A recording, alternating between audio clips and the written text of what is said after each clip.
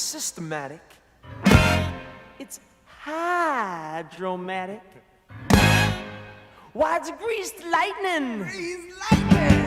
À Vorep, Adrien, Olivier, Laurent et Damien s'entraînent pour devenir champions de France de natation artistique. Le nom de leur équipe, les Crapauds Dauphinois. Et ce soir, c'est le dernier entraînement avant le championnat de France à Bourg-en-Bresse. Ça fait 6 mois qu'on répète ensemble, on se prend pas la tête, c'est assez cool. Et je pense que c'est peut-être samedi quand on se rend dans la voiture, on arrivera à Bourg-en-Bresse. Peut-être que là on va se dire où je me suis embarqué et comment ça va se passer. Et c'est sûr, se retrouver vraiment dans le bassin, qu'il est plus profond avec du public, je préfère pas y penser en fait. Et je me dis on se donnera tout à ce moment-là et on verra comment ça se passe.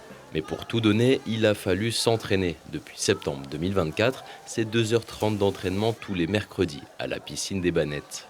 Ils sont très perfectionnistes, ils ont vraiment envie de bien faire, de montrer le meilleur d'eux-mêmes, donc ils sont super agréables à entraîner pour le coup.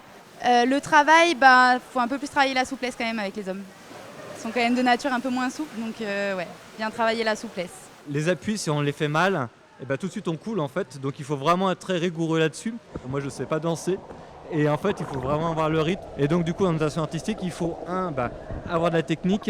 Et surtout, parce qu'on est tous ensemble, on est 4 gars, le faire ensemble. C'est-à-dire que quelque part, si on se plante, il faut qu'on se plante ensemble pour pas que ça se voit.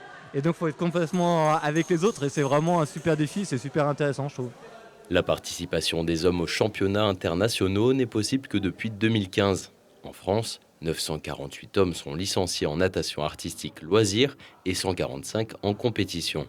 Cette année, 4 équipes d'hommes se sont créées pour le championnat à Bourg-en-Bresse. Un record d'après Kathleen.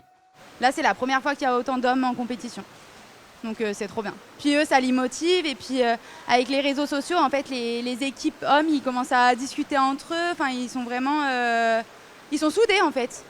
Pour une fois, finalement, c'est les hommes qui avons à prouver des choses, à montrer des choses et essayer d'intégrer un sport qui reste quand même à la connotation très féminine pour la majorité des personnes. Et ce qui est une réalité, il y a très peu de pratiquants hommes. Face aux autres équipes masculines, décrocher le titre est réalisable.